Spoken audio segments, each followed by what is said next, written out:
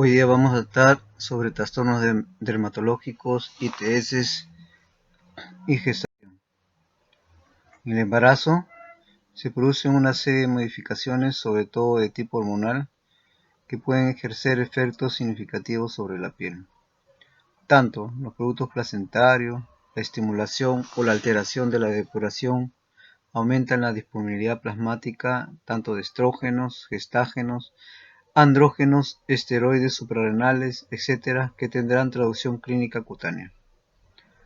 Los cambios cutáneos asociados con el embarazo se pueden dividir en 4 grandes grupos: los cambios fisiológicos propios del embarazo, la dermatosis del embarazo, que son enfermedades propias que se presentan en el embarazo, y las enfermedades cutáneas preexistentes y tumores. No vamos a explayarnos sobre estas últimas, ya que el embarazo no produce mucha significación, ni estas enfermedades van a alterar su curso por la presencia del embarazo. Lo único que hay que tener presente es que si alguna de estas enfermedades necesita un tratamiento mediante un fármaco determinado, se debe tener cuidado de usar los fármacos que no afecten al producto o que estén calificados con una buena categoría para el uso en el embarazo. Empezaremos con las modificaciones fisiológicas de la piel. Dentro de ellas vamos a ver la hiperpigmentación, las estrías, los cambios vasculares, dentro de ellos a las arañas vasculares, eritema palmar, hemangiomas capilares, varices, hemorroides, gingivitis. Asimismo, podemos observar la presencia de hirsutismo y acné en algunas pacientes, alopecia telogénica, cambio en uñas como onicolisis y fragilidad ungueal. Uno de los procesos presentes propios del embarazo es la famosa llamada herpes gestacional, una enfermedad vesículo-ampollosa poco frecuente, de 1 a 1700 a 1000 sobre 1 sobre 5000, de causa desconocida. Se produce una erupción en el segundo o tercer trimestre del embarazo, polimorfa, muy pruriginosa, escozor y dolor, que afecta la región periumbilical y se extiende por abdomen, nalgas, antebrazos, palmas y plantas. El pronóstico materno: una vez que se presenta el cuadro, la enfermedad puede persistir con exacerbaciones y remisiones durante todo el embarazo, y hasta un 80% de las mujeres padecen exacerbaciones postparto. Estas lesiones curan sin dejar cicatriz y las recidivas pueden ocurrir en embarazos ulteriores, recurrencias más tempranas y de mayor severidad, con la toma de anticonceptivos orales y con la menstruación.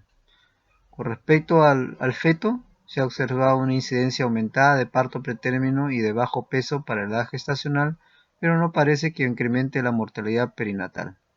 El 5 a 10% de los neonatos presentan una erección similar a la materna que cede a las pocas semanas. El tratamiento consiste en los casos leves con antihistamínicos orales y corticoides tópicos, y los casos más severos el uso de corticoides sistémicos. Solamente se va a usar antibiótico terapia si se produce una sobreinfección sobre esta dermatosis. La otra patología propia que afecta a la piel durante el embarazo es la famosa erupción polimorfa del embarazo.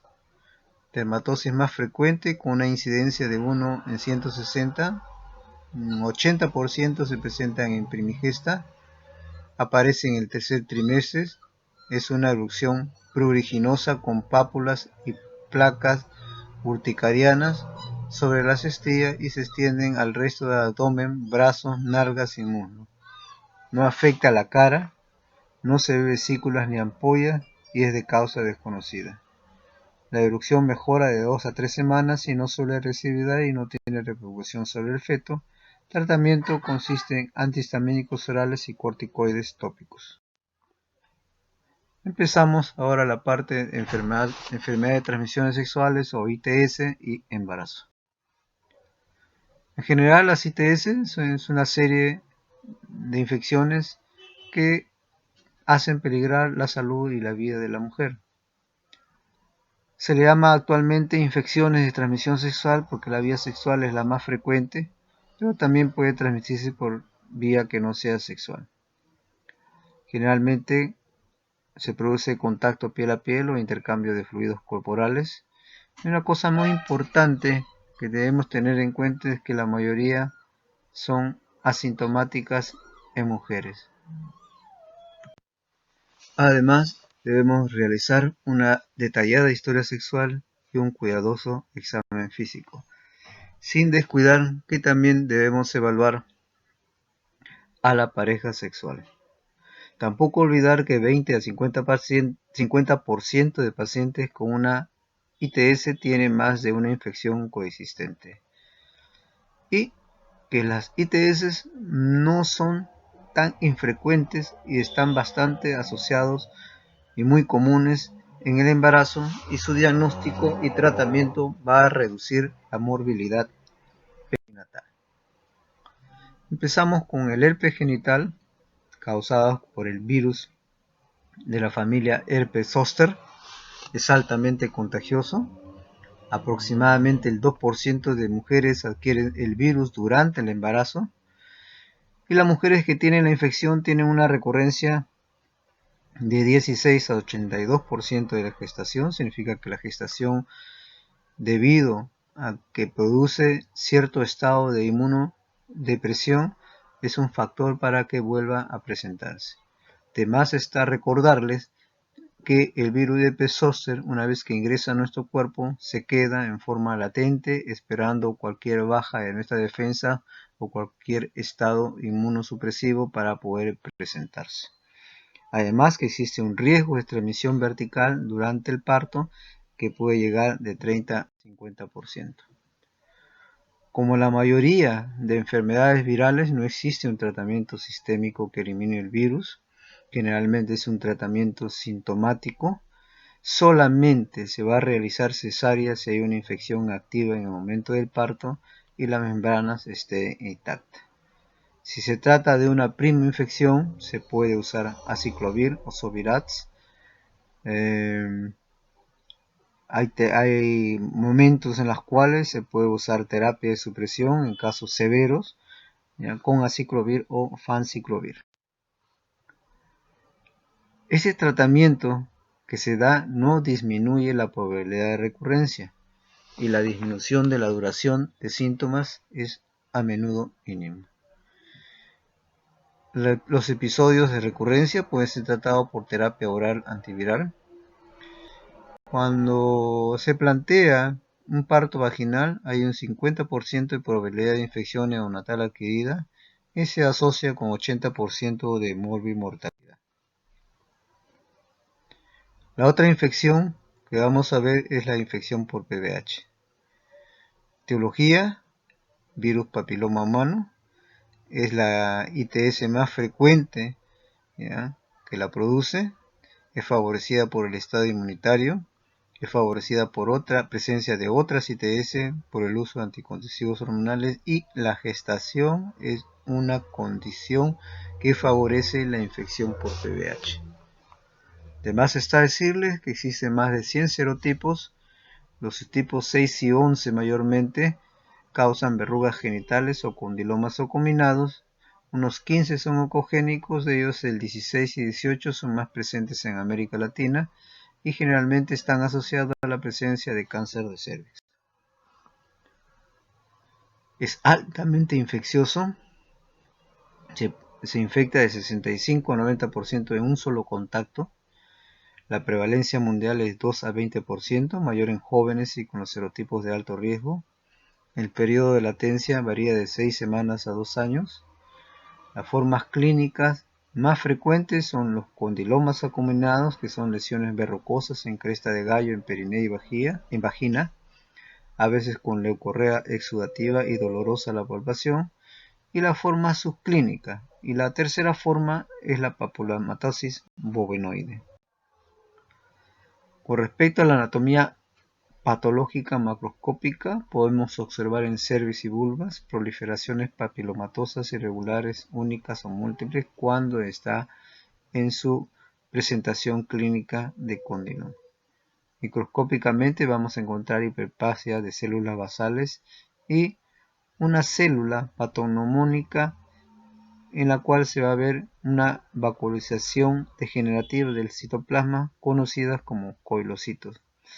Estas células son reportadas generalmente también en los Papa Nicolau como presencia de leucocitos, y esto, como es el único virus que produce alteración, este tipo de alteración a nivel del cervix, se los considera como algo patognomónico de una infección por PVH.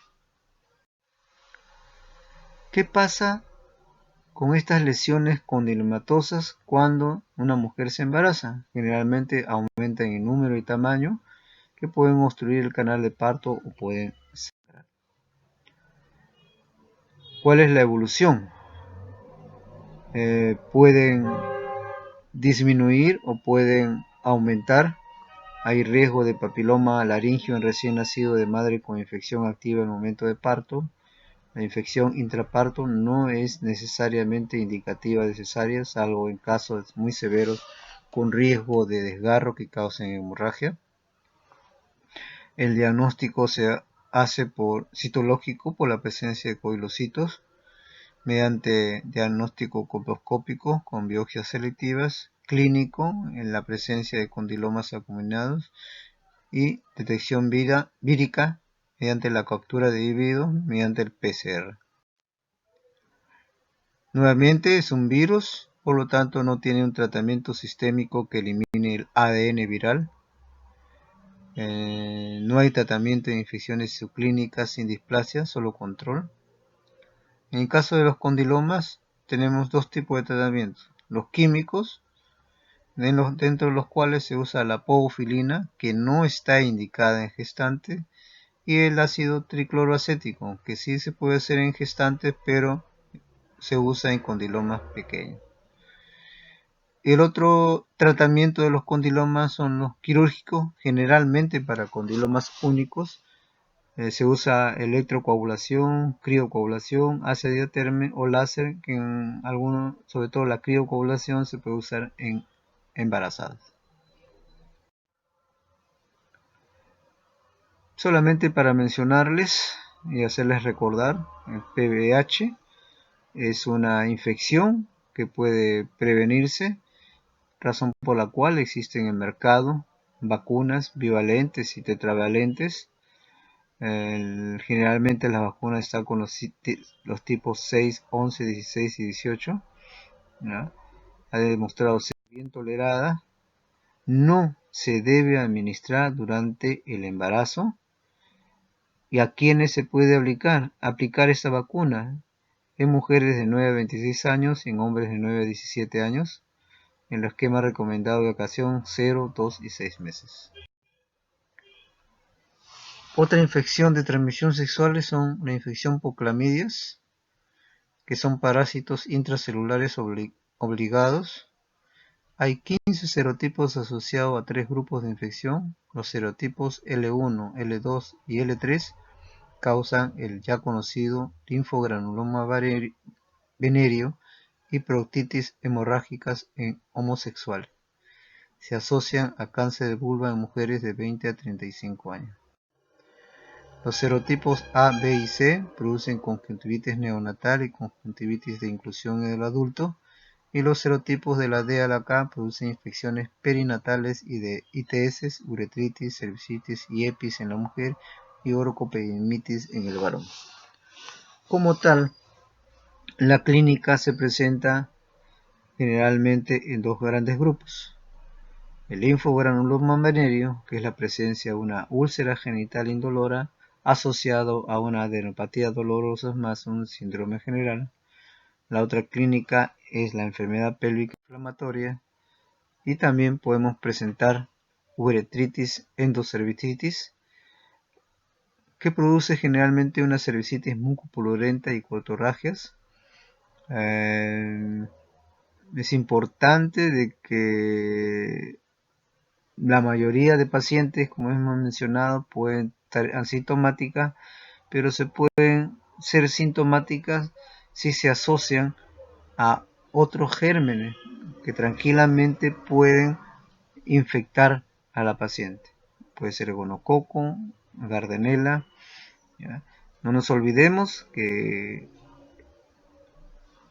este parásito puede producir el síndrome de Fish-Hughes-Curtis, que son adherencias a nivel del hígado, que muchas veces causan dolor abdominal crónico o dolor pélvico crónico referido, y también producen uretritis no gonocócicas y conjuntivitis de infección.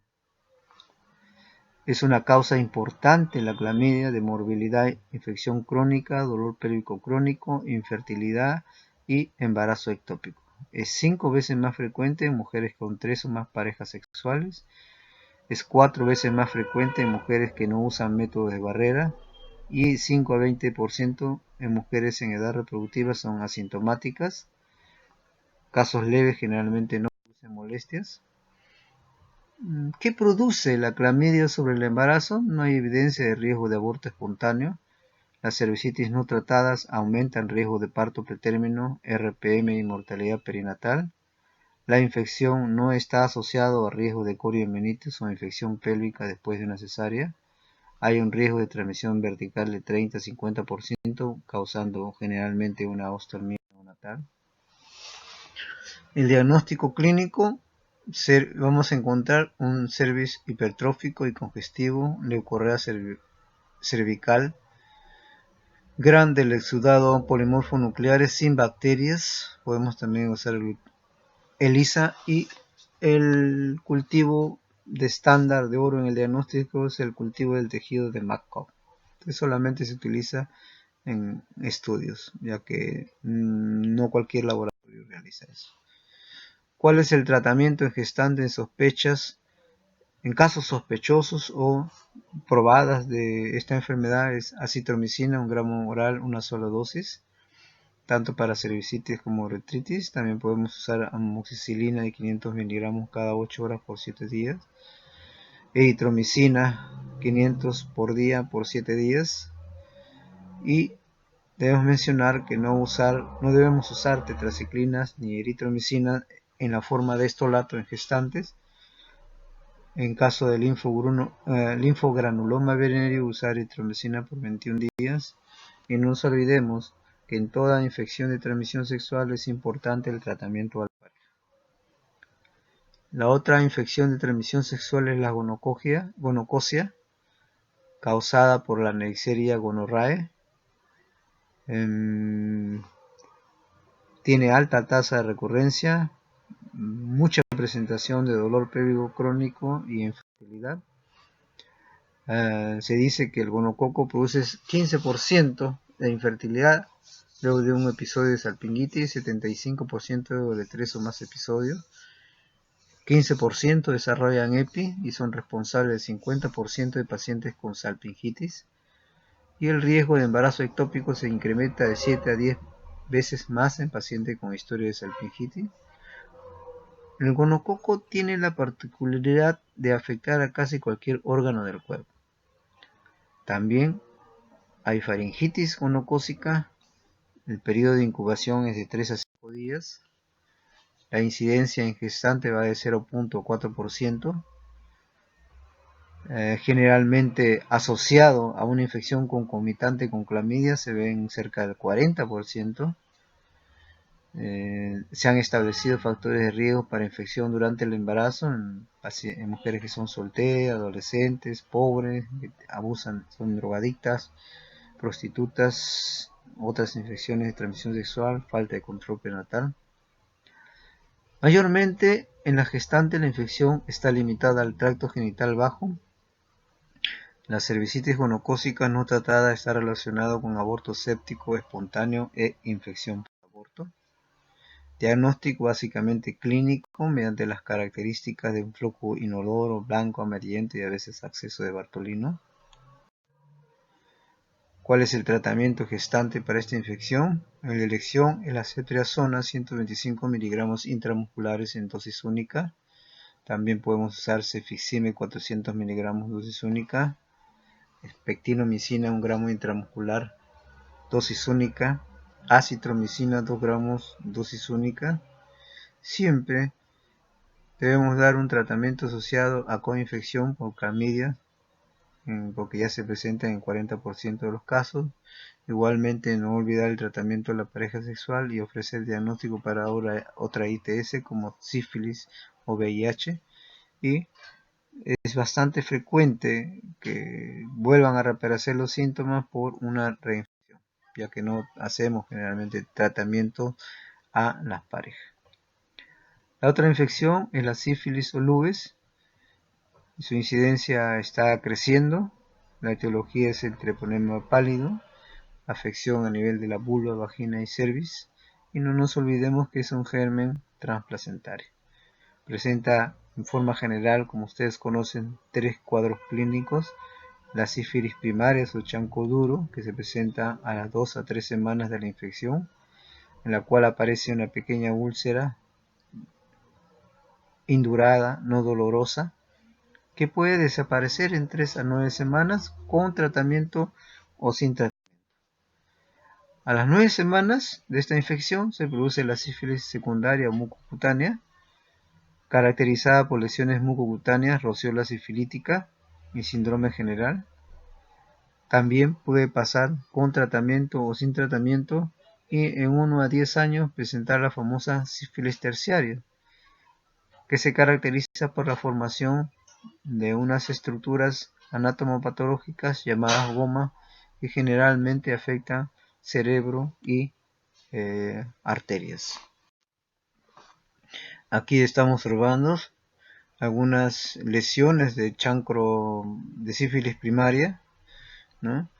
Tanto en la lengua, en el dedo, así que por las diversas formas de relaciones sexuales pueden infectarse en cualquier lugar. Estas son imágenes de la famosa rociola sifilítica. El diagnóstico se hace mediante un examen directo a campo oscuro donde se va a observar a los treponemas. Como prueba de screening estamos usando las pruebas del RPR o BRL, y como dice son screening. En el caso del embarazo, toda prueba positiva de RPR merece un tratamiento, pero necesariamente no significa que sea una infección, puede ser tranquilamente una huella de una infección anterior, pero con la finalidad de disminuir la sífilis congénita se da un tratamiento. Pero lo ideal es hacerle, y si tenemos a la mano una prueba treponémica para estar seguro del diagnóstico, estas pruebas treponémicas puede ser la FTA absorbente, el TPI, el MHA o TP, o también usar métodos de La infección antes del parto produce trabajo de parto pretérmino, muerte fetal e infección neonatal por vía transplacentaria o perinatal. La infección puede llegar a ser grave, incapacitante y a menudo potencialmente mortal antes o después del embarazo.